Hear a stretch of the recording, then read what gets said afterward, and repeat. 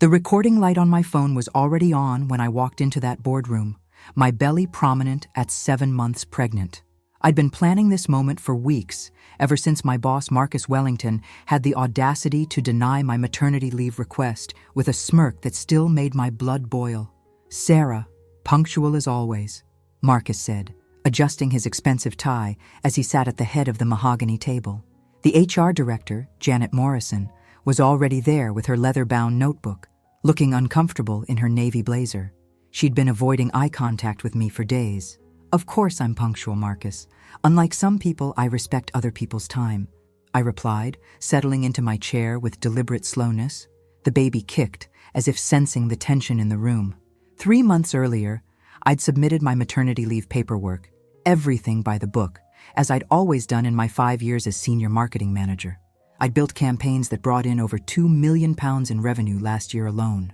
I'd worked through morning sickness, stayed late during my second trimester, and covered for Marcus when his wife left him, and he spent 2 weeks drinking his sorrows away.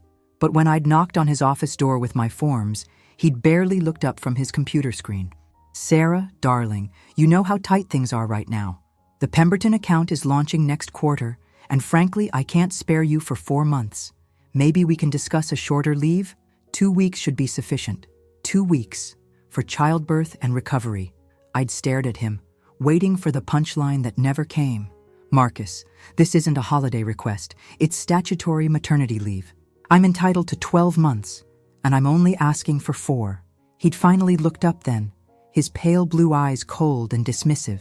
"Sarah, let's be realistic. You're not exactly irreplaceable. I have 3 junior executives who'd love the opportunity to prove themselves. Don't push me into a corner where I have to make difficult decisions about your future." The threat was clear. Take 2 weeks or potentially lose my job entirely. Now, sitting in this boardroom with my phone discreetly recording every word, I watched Marcus shuffle through papers, completely unaware that his entire career was about to implode. The baby kicked again, harder this time, and I placed my hand on my belly. "Shall we begin?" Janet asked, her voice barely above a whisper. "Right then," Marcus began, leaning back in his chair with that infuriating confidence of his. "Sarah, I've called this meeting to discuss your, rather, unrealistic expectations regarding your upcoming absence." I bit back my first response and kept my voice steady. "My maternity leave, you mean? Let's call it what it is, an extended holiday that the company simply cannot afford right now."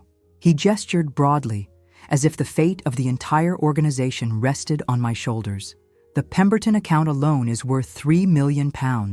Are you seriously suggesting I should risk that for your personal choices?" Personal choices. The words hung in the air like a slap. Janet shifted uncomfortably. "Marcus, perhaps we should review the legal requirements." "Janet, please. I'm well aware of what's legally required versus what makes business sense." Marcus turned back to me, his tone patronizing in that particular way that made my skin crawl. "Sarah, you're a smart woman. Surely you understand that taking 4 months off right now would be career suicide." The recording app on my phone was capturing every word, every inflection, every casual threat wrapped in corporate speak. "I understand perfectly, Marcus. What I don't understand is how a company that prides itself on family values can treat a pregnant employee like a liability." I kept my voice calm, professional, even as rage simmered beneath the surface. "Now you're being dramatic. Look, I'm trying to help you here. Take the 2 weeks I've offered, ease back into work gradually, and we'll see how things go.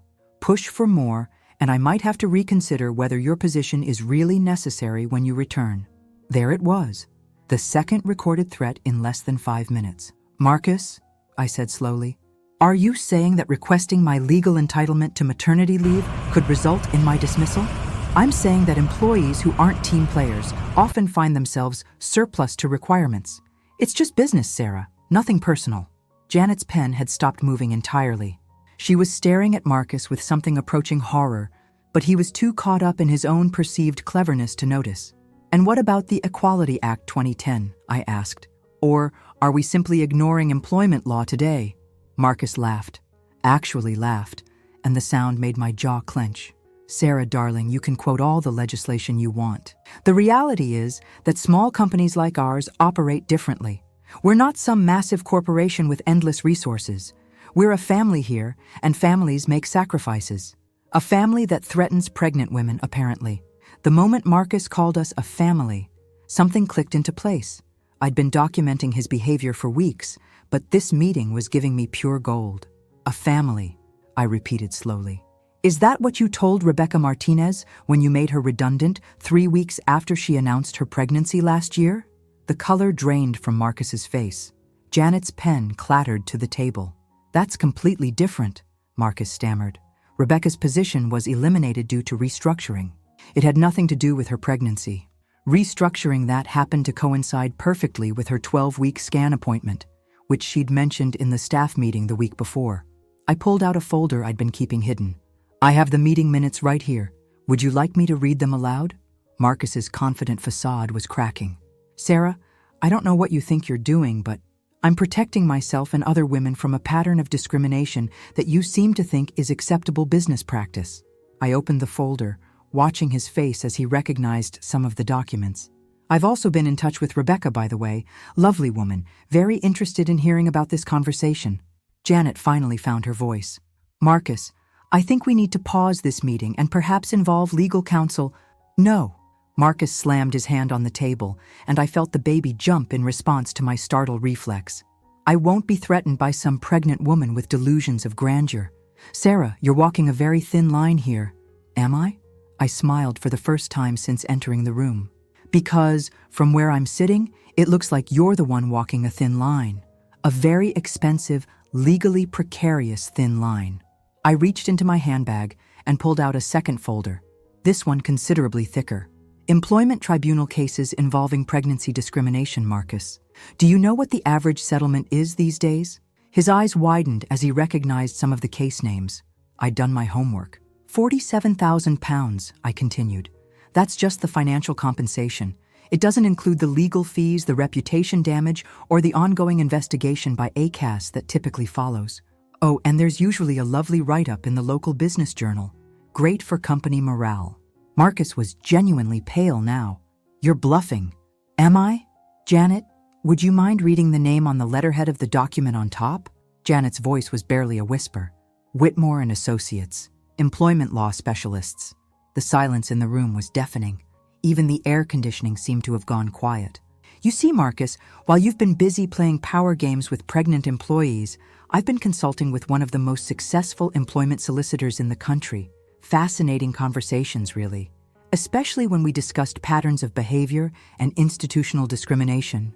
Marcus's hands were actually shaking as he reached for his water glass. The transformation from arrogant bully to cornered rat was almost pitiful. Almost. Sarah, let's not get carried away here. I'm sure we can work something out that benefits everyone. His voice had lost all its earlier condescension. Oh, now you want to work something out? I leaned back in my chair, one hand resting on my belly. 10 minutes ago, you were threatening my job. What's changed? Janet cleared her throat. Perhaps we should discuss a more comprehensive leave package. I turned to her with raised eyebrows. Janet, you've been sitting in HR meetings for 2 years where Marcus has made disparaging comments about breeding employees and pregnancy liabilities. Did you think I hadn't noticed? Her face went ashen. Those comments were inappropriate, but I didn't think. You didn't think what? That pregnant women deserve protection? That maybe you should have spoken up when he called Rebecca's morning sickness attention-seeking behavior? The weight of their complicity was settling over the room like a suffocating blanket. Look, Marcus said, desperation creeping into his voice. What do you want? Full maternity leave? Fine. 12 months if that's what it takes. We can even discuss enhanced pay. Enhanced pay? I laughed, but there was no humor in it. Marcus, do you honestly think this is about money? I stood up slowly, my hands pressed against the table for support. The baby was active now, as if sensing that justice was finally within reach. This is about every woman who's ever been made to feel like a pregnancy was an inconvenience. It's about Rebecca Martinez, who's now working in a coffee shop because you destroyed her confidence. It's about the hostile work environment you've created, where women have to choose between having families and having careers. Marcus opened his mouth to speak, but I held up a hand. I'm not finished. This is also about accountability. You've been getting away with this behavior for years because women like me have been too afraid to speak up, too worried about our jobs, our references, our future prospects. I picked up my folders and slipped them back into my handbag. Well, I'm not afraid anymore. Janet was scribbling frantically in her notebook now, probably trying to figure out how to limit the company's liability. So here's what's going to happen, I continued, my voice steady and clear. I'm taking my full statutory maternity leave, 12 months, as is my right. When I return, I expect my position to be exactly as I left it, with appropriate adjustments for any missed opportunities or promotions. Furthermore, I continued, watching Marcus squirm in his expensive leather chair, the company will be implementing a comprehensive equality and diversity training program for everyone, starting with senior management. Marcus's mouth opened and closed like a fish out of water. Sarah, surely we can discuss this privately. Oh, we're well past private discussions, Marcus. You made this public the moment you decided to discriminate against me in front of witnesses. I gestured toward Janet, who looked like she wanted to disappear into her chair. Besides, I think transparency is exactly what this company needs. I reached into my handbag one final time and pulled out a business card. Rebecca's new solicitor, by the way. Lovely woman. Very thorough. She'll be in touch about the constructive dismissal case. The card fluttered onto the table between us, and Marcus stared at it like it might bite him. You've also got about 48 hours before my employment tribunal application goes in, I added conversationally. Unless, of course, you'd prefer to settle this matter quietly and professionally. Janet finally found her spine. What would a settlement look like? Full maternity leave with enhanced pay, written apology, policy changes to protect future employees, and a substantial donation to a women's rights charity in Rebecca's name. I smiled sweetly. Oh, and Marcus attends sensitivity training, personally. Marcus's face was now an interesting shade of purple. This is extortion. No, Marcus, this is accountability, something you've managed to avoid for far too long.